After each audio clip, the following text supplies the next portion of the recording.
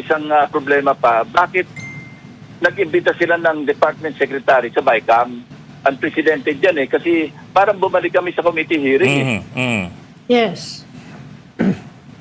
Mali kasi ang nag-uusap na lang dyan, House panel at saka Senate panel. Dahil sumulat daw si Secretary Vince Dizon na pagbigyan nila na magpaliwanag. And nag-backslide tayo sa committee hearing.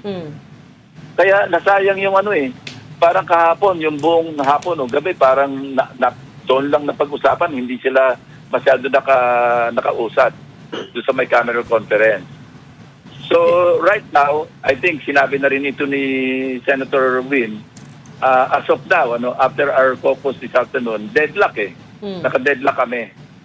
Unless may mga remedies, may mga safeguards na kailangan may pasok para matuloy yung bicameral conference.